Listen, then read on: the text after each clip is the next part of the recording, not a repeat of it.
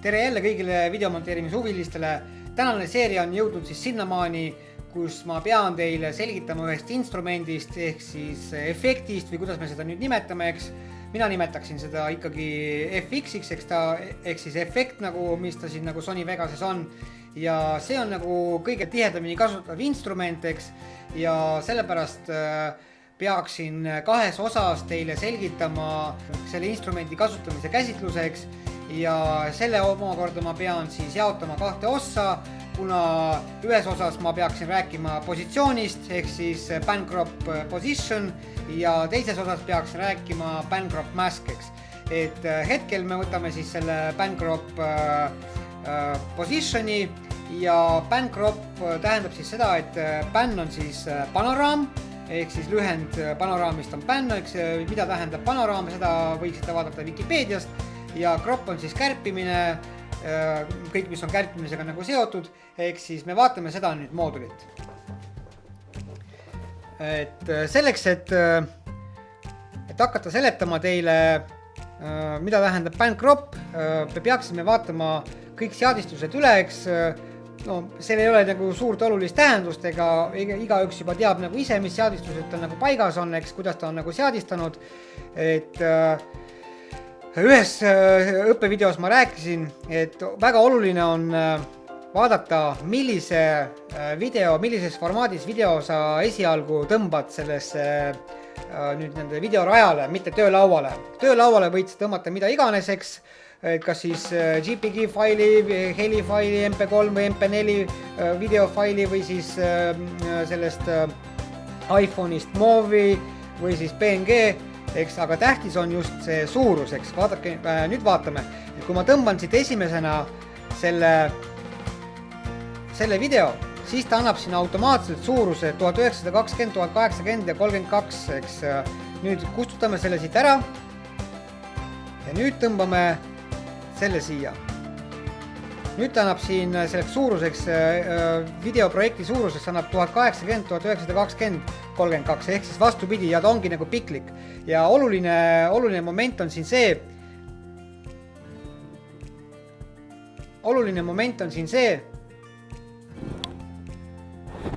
et vaadake, need ääred siit on sellised tumehallid, niimoodi. See tumehall piirkond tähendab seda, et me ei saa siin nagu mitte midagi eriti muuta. Mitte midagi muuta, aga me peaksime siia mingisuguse eraldi tausta tegema, tõmbama kuskilt mingisuguse FX-i, eks, mida me taustaks tahame, läbipaistva või millegi või tumeda tausta, eks. Aga et seda nagu vältida, siis me võime lihtsalt teha vastupidi. Kustutame selle ära, niimoodi. Ja tõmbame nüüd siia hoopis. Tõmbame esimesena selle 1920, 1080 siia, pärast võime selle siia tõmmata. Ja nüüd, kui me klikime nüüd sellele videorajale, siis näete, nüüd on siin absoluutselt must, ehk siis see teises formaadis video ikkagi üritas võtta selles esimese projekti video siis nagu välimuse, eks. Et kui me nüüd siin vaatame, on siis 1920 pilt on aga siin niimoodi ja siis siin on tume ala, mida on nagu lihtsam muuta. Aga nüüd lähme siis selle pan cropi juurde. Nii, pan crop on siis panoraam ja kärpimine, eks. Niimoodi see on animatsiooni efekt, eks. Põhiline instrument, mida me kasutame ja siis klikime siis sellisele tähisele. Paneme kõigepealt selle järjehoidja siia ja klikime sellele tähisele. Niimoodi. Ja ma tõmbaksin praegu peaksin tõmbama selle siia niimoodi, et oleks ikkagi näha, mida ma siin teen. Paneme selle järjehoidja nüüd siia, et siis me näeme seda pilti. Vaatame neid instrumente, mis siin on. Pan crop on siis selline zoomimise ja siis mingi asukoha seadistamise siis instrumenteks, et kõik, mis siin on sellised ilma selle sinise raamita. Eks kui on sinine raam ümber, järelikult see on aktiivne. Kui me võtame näiteks siit paneme selle hammasratta kinni, nii järelikult tal ei ole seda sinist raami, järelikult ei ole aktiivsed ka need moodulid. klikime uuesti siia, hiire vasaku nupuga klikime siia, siis muutub see aktiivseks ja automaatselt siis läheb see siniseks ka. Nii, mida see PanCrop siis teeb? Tõmbame selle zoomi siia, et kuna meil praegu aktiivselt mitte ükski moodul ei ole, siis vaatame, mida ta vaikimisi teeb. Saab vähendada, saab niimoodi teha, saab niimoodi liigutada, asukohta muuta, eks. Nii.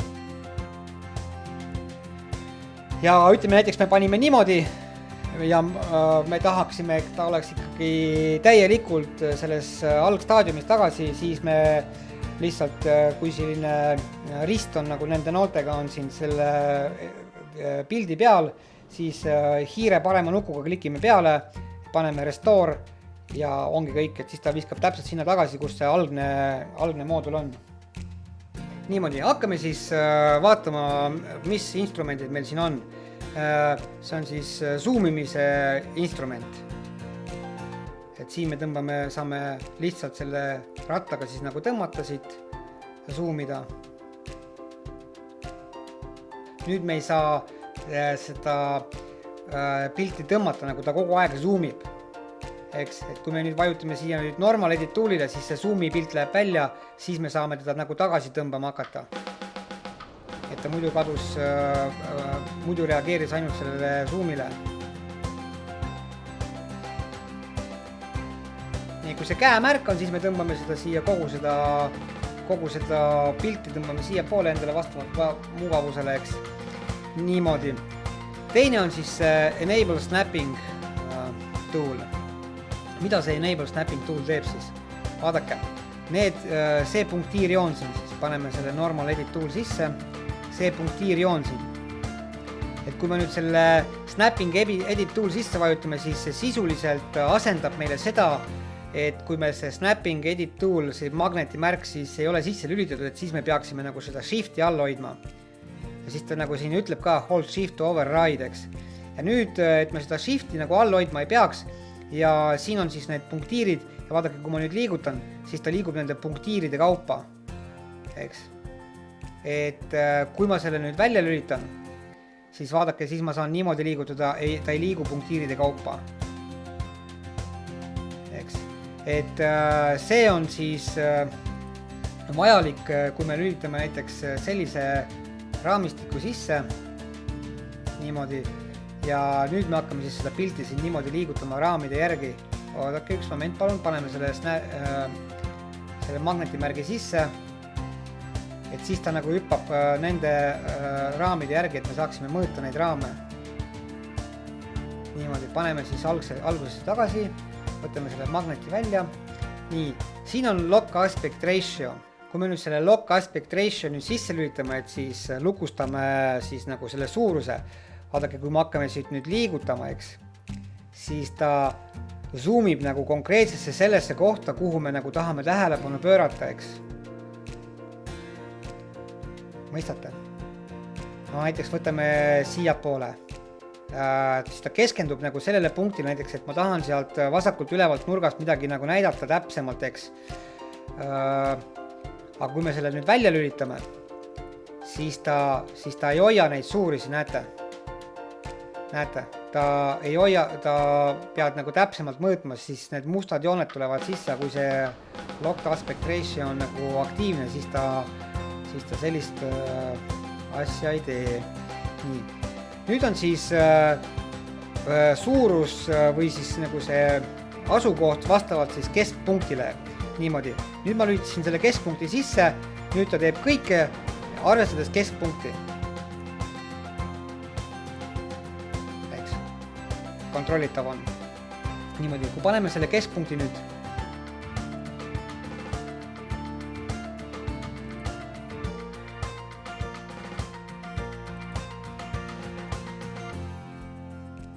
Paneme selle keskpunkti mujale, siis ta hoiab seda keskpunkti ka mujal. Eks. Et see on siis keskpunkti asetamise instrument, niimoodi. Ja nüüd see on siis telgede instrument. paneme näiteks, siin on praegu teljed näitavad 4 kaarde, eks 4 suunda. Kui me nüüd lülitame niimoodi selle ühes suunas, siis ta üles-alla ei liigu, ta liigub ainult paremalt vasakule. See aitab nagu vahest mingisuguseid liigutamised, mingisuguste vigade tegemist vältida. Niimoodi. Kui me nüüd lülitame niimoodi, siis me vastavalt saame ainult üles-alla liigutada. Ja paneme siis uuesti sisse. Nii, üks tähtis asi, millele on vaja nagu oluliselt tähelepanu pöörata, on see source, ehk siis allikas, eks main aspect ratio ja stretch to fill the frame, eks. Et siin on siis yes ja yes. Et teised lihtsalt näitavad seda suurust, mida me siin konkreetselt liigutame, ehk siis need suurused vastavalt liiguvad ja muutuvad, eks. Niimoodi. Et kui me näiteks võtame siit, paneme selle normal edit tool sisse, vajutame siin yes ja siis me vahetame selle yes no vastu välja, siis vaadake. Oi, vabandust, võtame selle ära. Näete, siis ta deformeerib seda. Deformeerib täiega. Et sisuliselt see instrument on nagu sellise asja jaoks, kui on sul mingisugune taust ja see taust ja see mingisugune värv on vaja tõmmata siis nagu üle kogu selle projekti ja siis on veel see stretch to fill the frame. Vaatame, mis see nüüd siis teeb.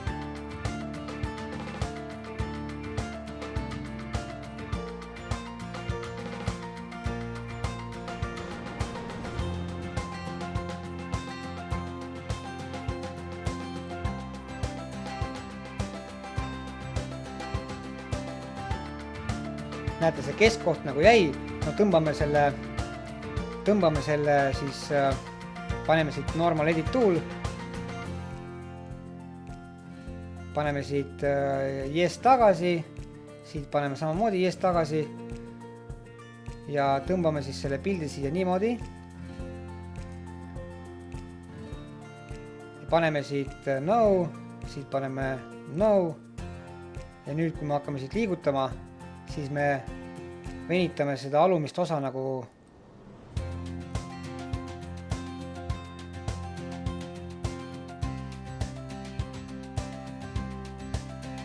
ja niimoodi see instrument töötab. Jälgige, et see oleks ikkagi yes-i peal, et see on selline erivahend, et niimoodi. Ja nüüd, kui ma alguses teile rääkisin sellest positionist, siis miks ma rääkisin sellest positionist? Näete, siin on position ja mask. Et kui me vajutame siia maski peale, siis need instrumendid siit muutuvad. Et lähme siit positioni peale ja siin positionil ongi siis need instrumendid. Ja nüüd on siis keyframe ehk siis võtmeraamid ehk siis kaadrid on ju. Niimoodi. Kuidas nende kaadritega töötame?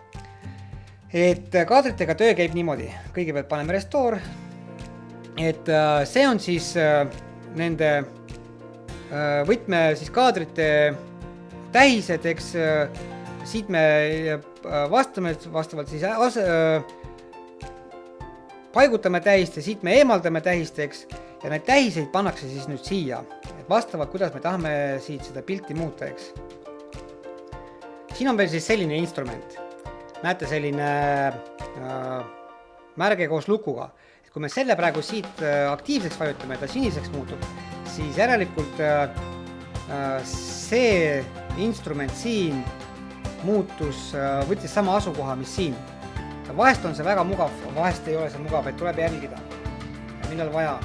Näiteks, et me tahame nüüd zoomida, et meil oleks nüüd see märgistus siin, et ta viiks mingiks hetkeks nagu mingi sekundi pärast või viiks siis nagu sinna poole, et oleks näha, mis seal märgi peal on, eks, siis see käib niimoodi.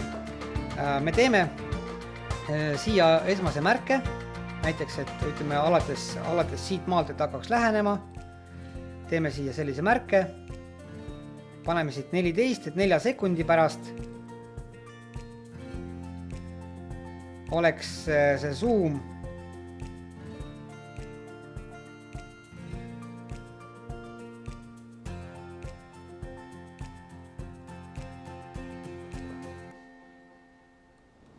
oleks see zoom siin, et selle märgi peal siin.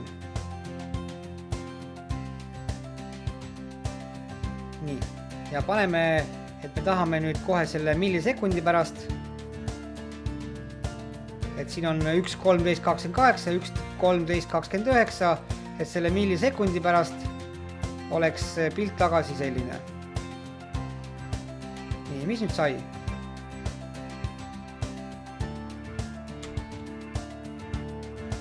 Nüüd ta niimoodi järgult läheneb ja nüüd läks tagasi.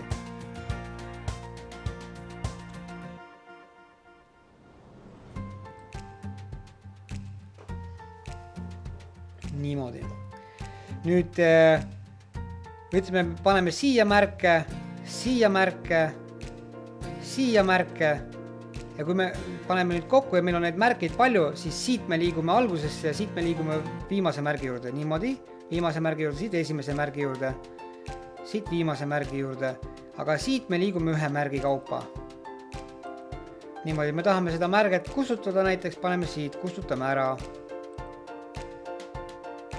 Paneme uuesti siia, kustutame ära. Niimoodi see käib siit. On siis veel paar asja, mida ma peaksin teile näitama. See on siis keeramine, pildi keeramine. Kui me keeran siit seda pilti, siis see pilt keerleb tegelikult vastavalt sellele keskkoha punkti asetusele. Kui me muudame seda keskpunkti, siis ka pilt liigub teistmoodi, absoluutselt teistmoodi, näete. Et tema jaoks on keskpunkt teises kohas. Et mitte hakata siit täpselt nagu tagasi panema, siis me lihtsalt paneme restore ja meil on sama koht samas algusasetus tagasi. Paneme uuesti siia poole ja vaatame, keerame nüüd seda asukohta, siis ta nagu keerab hoopis teisest kohast. Et see on siis pildi keeramise efekt, eks. Paneme uuesti restore ja vaadake nüüd, üks tähtis asi, mille vajadus võib olla väga terav vahesteks, on nüüd niimoodi, kui meil on nüüd selline, võtame selle magneti ära, siis normal edit toolis, siis tavaline see muutmise instrument, eks, kui me paneme siia parema klikiga, oli võimalik siin restore'ida ja panna siis flip horizontal ja flip vertical. Kui ma nüüd vajutan siia flip vertical, siis asi võttis peegelpildi. Või siis paneme uuesti parema klikiga ja võtame flip vertical, siis asi keeras ennast pea peale. Paneme uuesti restore ja see match output aspect ja match source aspect on nüüd järgmised asjad, kohe ma näitan teile. Paneme nüüd selle mooduli kinni. Nii. Näete. Nüüd see oli nendes pildiraamides. Aga nüüd see on natukene teistes pildiraamides. Ja kui me vajutame siit match output aspect, siis ta võttis täispildi, võttis selle suuruse ja muutis siis selle zoomis siis vastavalt nii, kuidas ta ise tahtis või kuidas tal see keskpunkt määratud on vaikimisi ja tegi siis sellise oma kalkulatsiooni järgi ja nüüd saab siis nagu muuta. Siin ongi näiteks oluline kasutada, teeme siis uuesti match output aspect ja kasutame siis seda siis vertikaalset liigutamist, nüüd ta niimoodi ei lase sul eksida, sest et pildiraam ongi nii suur, me saame siit nagu mugavamalt ja kindlamalt nagu seda liigutada edasi tagasi. Siis paneme uuesti restore ja kui me nüüd vajutame hoopis match source aspect, siis on kõik nii nagu peab siis algse mõõtude järgi, siis ongi kõik niimoodi. Ja tänaseks on siis see tund läbi, järgmises tunnis me räägime Bancrop panoraam kärpimise maski variandist ehk siis sellest. Järgmise korrani!